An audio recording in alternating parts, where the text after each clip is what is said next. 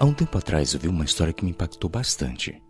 Ela falava de uma menininha que saiu para vender maçãs na praça. Apesar de muito jovem, ela precisava trabalhar muito para ajudar sua mãe que estava doente. No final do dia, depois de não ter vendido nenhuma maçã, ela se sentou triste na calçada, sentindo-se derrotada. O que ela não sabia é que um cavalheiro, dono de uma loja do outro lado da rua, a observava durante toda a tarde e percebeu a frustração da menina. Em um ato de bondade, ele foi até ela e lhe perguntou: "Menina, quanto custa toda a sua cesta de maçãs?" Ela, sem entender muito a pergunta, deu o preço e se surpreendeu quando ele avisou que compraria todas as maçãs dela. Emocionada, a menina olhou para ele e perguntou: "Moço, o senhor é Deus?" O homem, sem entender a razão da pergunta, pediu para que a menina explicasse o porquê da pergunta. Ela então esclareceu: "É que hoje de manhã, antes de sair de casa, minha mãe orou comigo e disse que eu não deveria me preocupar porque Deus me ajudaria quando eu estivesse triste. E justamente o Senhor apareceu no momento em que meu coração estava cheio de tristeza. Então, acho que o Senhor só pode ser Deus."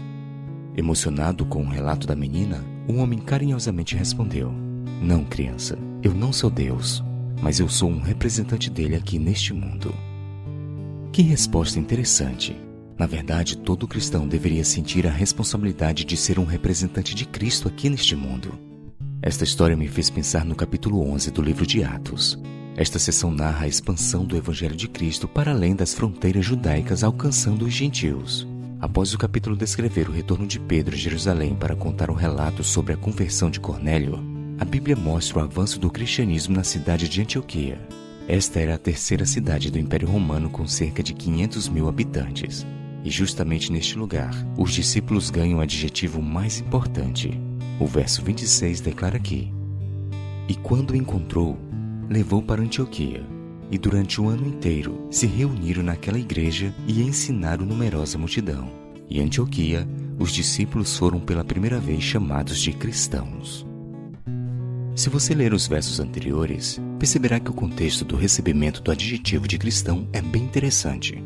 A Bíblia descreve os discípulos falando sobre Cristo em todos os lugares e para todas as pessoas. Mesmo diante de perseguições, eles não deixavam de falar de Cristo.